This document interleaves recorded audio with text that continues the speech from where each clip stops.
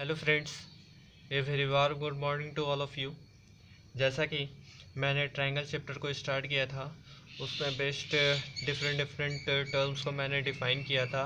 आपको मैंने समझाया भी था कि ट्रायंगल्स होते क्या हैं, कितने टाइप्स के होते हैं और कैसे कैसे होते हैं। ठीक, तो ये सभी तमाम बातों को जानकर अब हम लोग आगे बढ़ेंगे। क्या है congruency of a triangles. Okay, congruency of the triangles.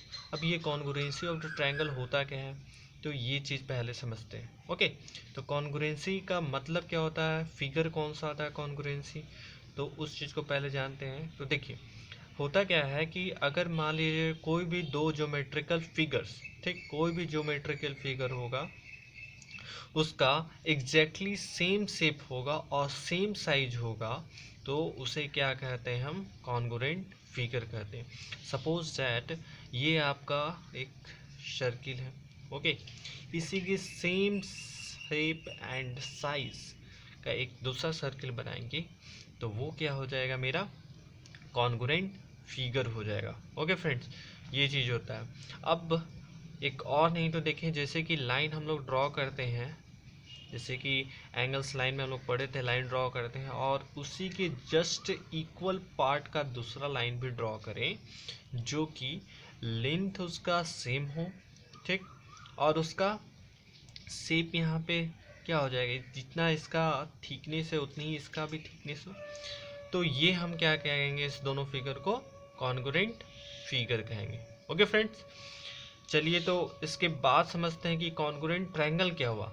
जब डेफिनेटली हम लोग ये समझ गए कि कॉन्ग्रुएंट फिगर का मतलब क्या होगा, तो कॉन्ग्रुएंट ट्रायंगल का भी समझने में हम लोग को कोई डिफिकल्ट नहीं होगा। जैसे कि कॉन्ग्रुएंट ट्रायंगल में क्या हो जाएगा कि जो ट्रायंगल ये फॉर्म कर रहा है, इस तरह का ट्रायंगल कोई है, तो सेम इसी के जैसा दूसरा ट्रायंगल भी फॉर्म करेगा, तो वो हो जाएगा कॉन्ग्रुएंट। इन दिस केस हम कह सकते हैं कि इस ट्रायंगल का ये साइड इस साइड के बराबर है, ये साइड इस साइड के बराबर है, ठीक, और ये साइड इस साइड के बराबर है। एंड सिमिलरली इसी के थ्रू आपका एंगल्स भी जो है, ये एंगल इस एंगल के बराबर होगा, ये एंगल इस एंगल के बराबर होगा, देन ये लेफ्ट जो थर्ड एंगल है वो भी आपके बराबर होगा।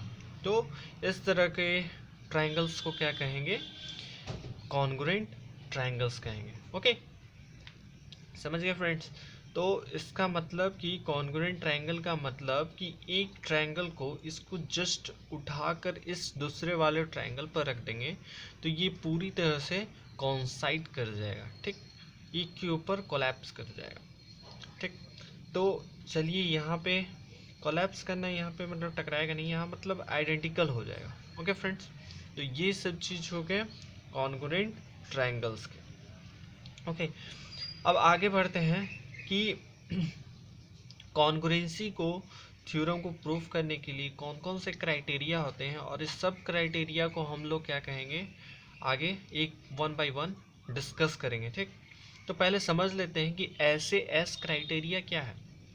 तो देखिए फ्रेंड्स, कोई भी अगर हम ट्रायंगल बनाते हैं, इस तरह से ट्रायंगल बना, मान लीजिए इसका नेमिंग देते ए बी सी, ठीक, तो इसको A B, B C and A C को हम क्या कहते हैं, साइड कहते हैं ना। तो उस साइड को हम क्या से मेंशन कर रहे हैं, एस से। ओके, और ए से क्या मेंशन कर रहे हैं, एंगल। ये जो एंगल फॉर्म कर रहा है, इस सभी एंगल को ए से रिप्रेजेंट करते हैं। ओके, तो अब यहाँ पे जो कह रहा है ऐसे एस क्राइटेरिया, सपोज कोई दो ट्रायंगल इस तरह का है, ठीक, दोनों triangle D E F, naming दे दी A B C, and second angle का है डी ई एफ, दोनों ट्रायंगल का दे दिए नेमिंग। अब बता रहा हूँ कि जो साइड से ऐसे एस क्राइटेरिया है, ऐसे एस का मतलब होता है कि साइड, कोई भी साइड ये ले लीजिए, दूसरा एंगल ये ले रहे हैं, तो उसके जस्ट एडजेसेंट साइड ये वाले, ठीक, अगर ये साइड, ये एंगल इंक्लूडिंग ये एंगल, और फिर उसके एडजेसेंट साइड जो होगा, इट मीन्स दैट दोनों साइड को इंक्लूडिंग एंगल जो होगा, वो आपके सेकेंड ट्रायंगल के सेम वैसे ही पैटर्न को फॉलो कर कर कॉन्ग्रुएंट होगा तो उसे क्या कहेंगे, SAS क्राइटेरिया से कॉन्ग्रुएंट कहेंगे। ओके, मतलब कि ये साइड इस साइड के होगा इक्वल, फिर ये एंगल इस एंगल के इक्वल होगा और ये साइड इस साइड के इक्वल होगा, तब इसे क्या कहेंगे, congruency with the criteria of SAS। Okay, अब ASA क्या है, तो देखिए ASA जो होता है वो मान लीजिए इसी ट्रायंगल को ले लीजिए, ठीक, इस तरह के कोई ट्रायंगल। ओके, अब देखिए इसमें अगर मान लीजिए ABCDE एंड F, ठीक, ये आपका वर्टेक्स का दिया हुआ है, ठीक। तो अब बता रहा हूँ कि ASE का मतलब क्या होता है कि मान लीजिए ये एंगल, ठीक, उसके बाद ये साइड, ओके, और ये एंगल, ठीक। अब ये तीनों चीज सेम इसी तरह इस ट्रायंगल का भी इक्वल हो जाए, तब इस क्राइटेरिया को कहते हैं क्या, ASA। ओके, तो हम क्या ASA की क्राइटेरिया से भी ट्रायंगल को कॉन्ग्रुएंट करते हैं, ठीक। अब उसके बाद आता है AAS। इट मीन्स दैट अगर कोई ट्रायंगल इस तरह का है, ठीक, दूसरे ट्रायंगल के रिस्पेक्ट में भी इस तरह का होगा, तो इट मीन्स दैट कि दोनों एंगल या तो इधर लीजिए या तो फिर इधर लीजिए, ठीक, दोनों साथ में लेना आएंगे, ठीक।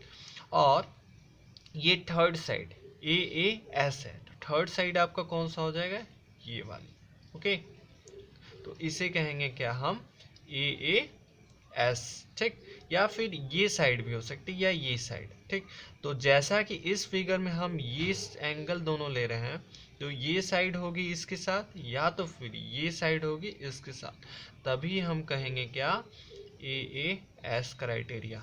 ओके, अब आता है फोर्थ नंबर। इसमें क्या होता है कि ये जो ट्रायंगल होगा, first triangle is congruent to this triangle only when ये साइड आपके इस साइड के साथ इक्वल हो, ये साइड इस साइड के इक्वल हो, and then this side equal to this side. Okay, तो इस तरह के क्राइटेरिया को हम क्या कहेंगे, SSS क्राइटेरिया, ठीक।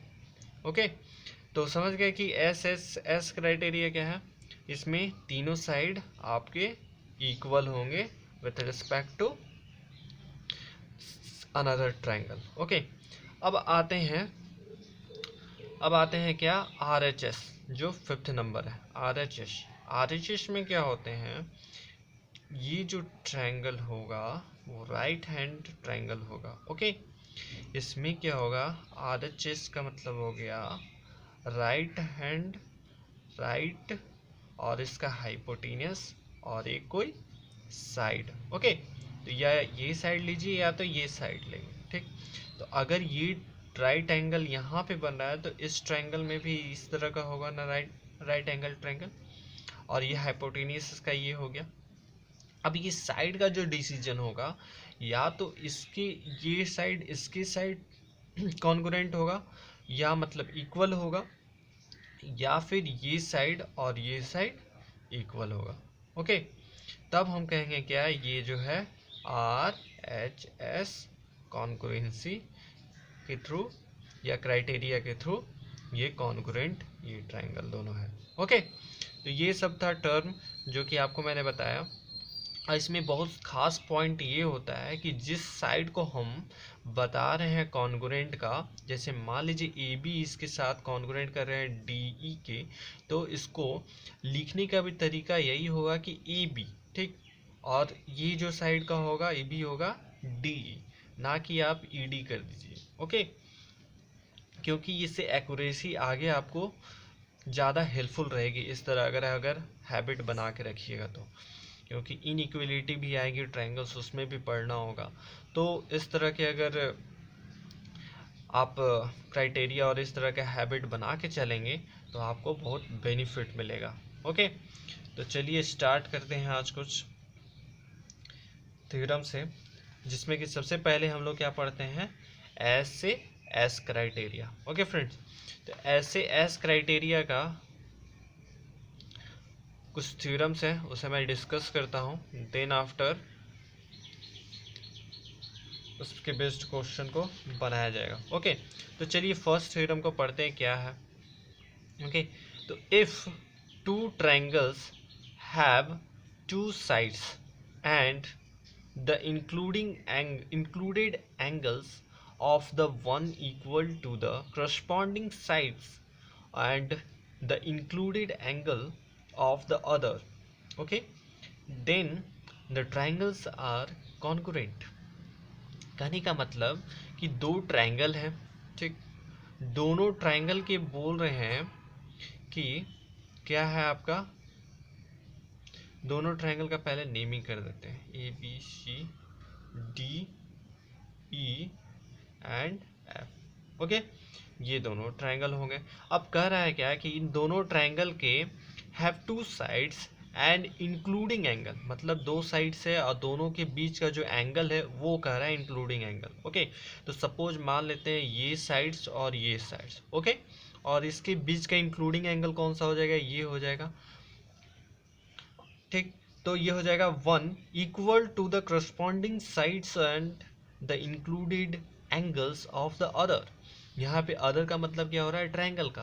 तो इसी तरह इस ट्रायंगल के भी क्या है, ये दोनों साइड्स इससे क्या है, इक्वल है, ठीक, ये एंगल इस एंगल के बराबर हुआ, ये साइड्स ये साइड के बराबर हुआ और ये साइड्स ये साइड्स के बराबर हुआ। ओके, तो आपको बताना है कि ये जो ट्रायंगल और ये ट्रायंगल हुआ, ये दोनों कॉन्ग्रुएंट है।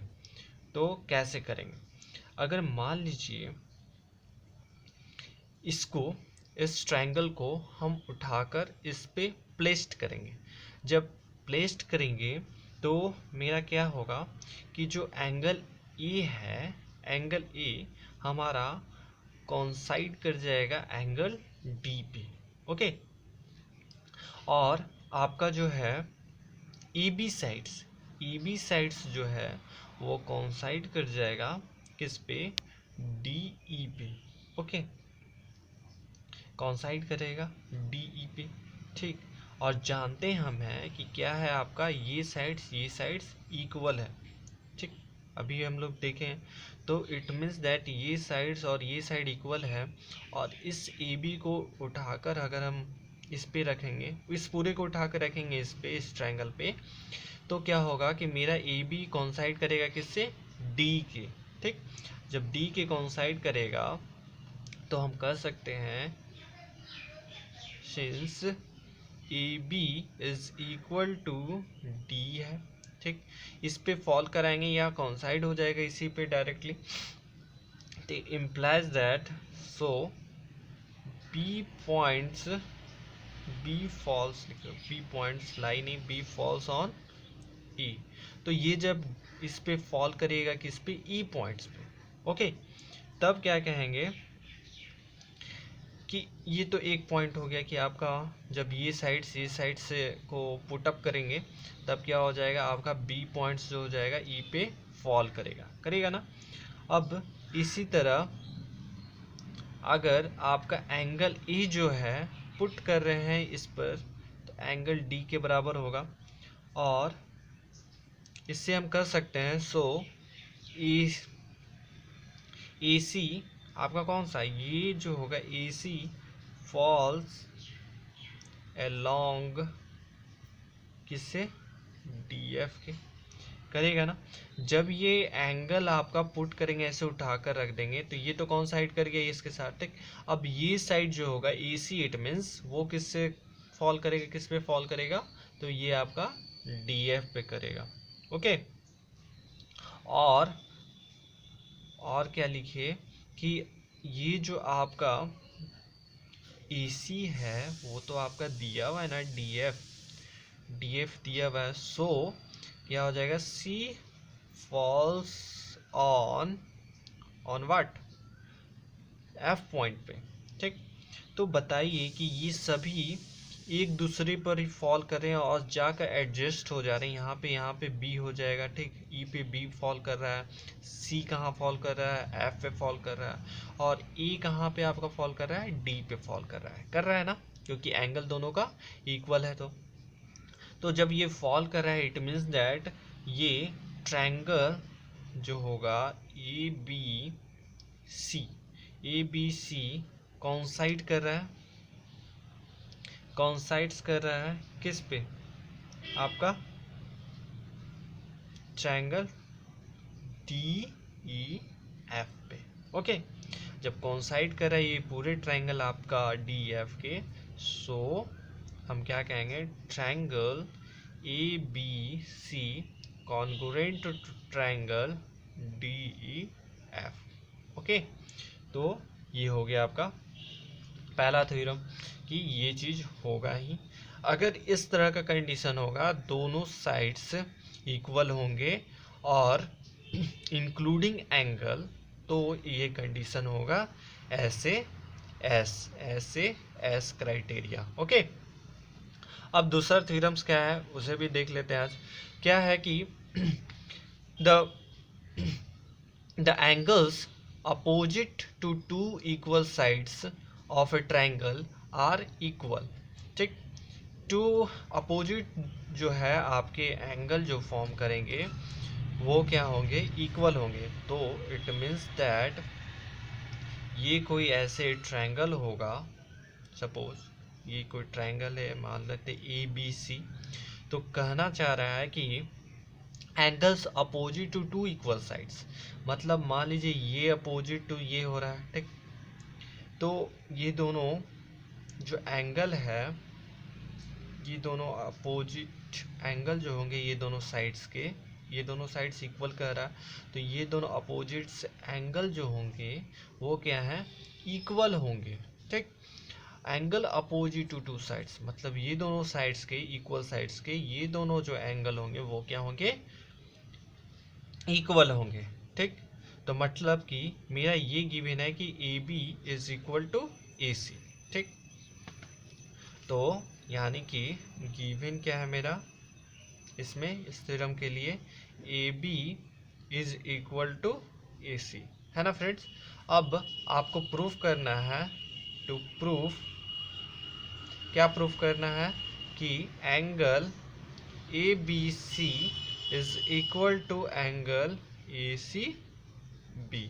ठीक, या नहीं तो इसको डायरेक्ट ऐसे भी लिख सकते हो कि angle B is equal to angle C.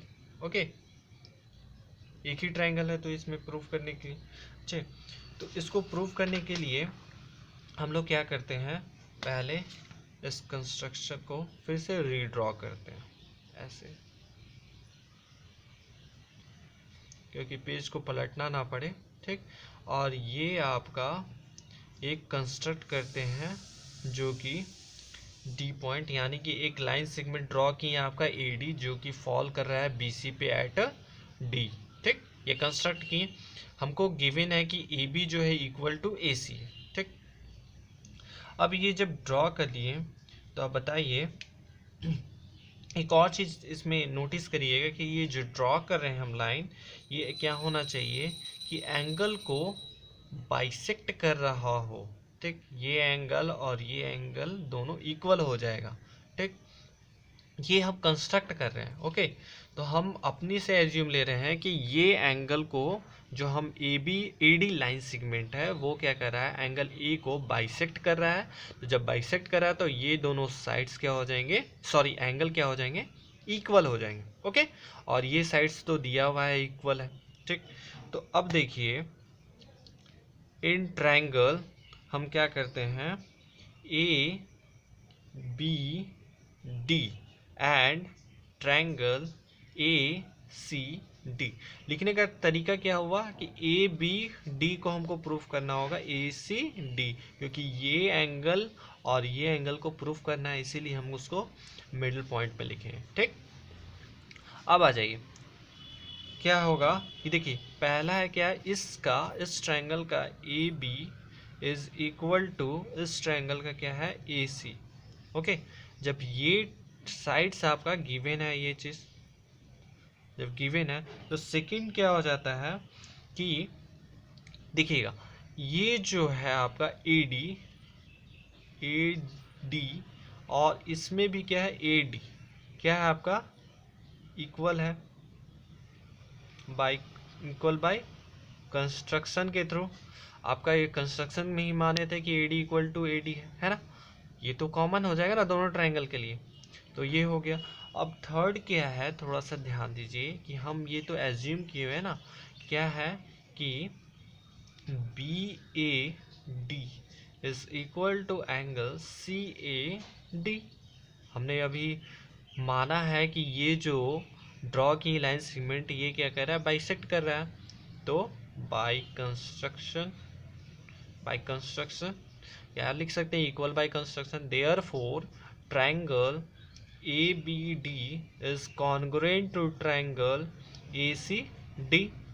A C D क्यों होगा ना, क्यों, क्योंकि ये कौन सा क्राइटेरिया हो रहा है, देखिए आप जो अभी फर्स्ट में पहले पढ़े, ठीक, तो एस ए एस हुआ ना, ये क्या कर रहा है, एस ए एस क्राइटेरिया को फुलफिल कर रहा है ना। जब एस ए एस क्राइटेरिया को फुलफिल करेगा इट मीन्स दैट, यहाँ पे लिख दीजिए by S A S criteria, ठीक, एस ए एस क्राइटेरिया को फुलफिल कर रहा है, इट मीन्स दैट ये कॉन्ग्रुएंट पार्ट, ये ऐसे अगर ड्रॉ करिएगा तो ये पूरे एक दूसरे के साथ कॉन्साइड कर जाएंगे। तो ये ए डी पॉइंट और बी और सी आपका ऐसे ही कॉन्साइड करेगा, ओके। तो ये जब कॉन्साइड कर जाएगा तो इट मीन्स दैट ये ऐसे आपका ओवरलैप कर जाएगा, ठीक। अब ऐसे होने के कारण आप कह सकते हो कि जो बी और सी है एंगल वो क्या हो जाएंगे, B equal to angle C, कैसे, तो C P C T, congruent part of corresponding part of congruent triangle, ठीक। इसका सी पी सी ई टी का मतलब होता है, सी पी सी टी का होता है corresponding part of congruent triangle, okay friends. तो चलिए इसी के साथ मैं वीडियो को अभी समाप्त करता हूँ, और आगे और भी जितने भी पांचों मैंने क्राइटेरिया को पढ़ा था उसे वन बाय वन डिस्कस करेंगे, और देन आफ्टर उसके बेस्ड क्वेश्चन को भी सॉल्व करेंगे। तब तक के लिए आप लोग घर में खुशहाल रहिए, और इस थ्योरम बेस्ड क्वेश्चन को डिफरेंट क्वेश्चन आपके एक्सरसाइज में मिलेंगे, उसे प्रैक्टिस करिए, उसे अच्छी तरह से बनाइए, क्योंकि ये थ्योरम बेस्ड पढ़ने के बाद वो सभी आपके बनेंगे जो आपके बुक्स में इसके बेस्ड क्वेश्चन दिए हुए हैं। तो चलिए इसी के साथ मैं अपने वीडियो को समाप्त करता हूँ। Thank you, have a nice day.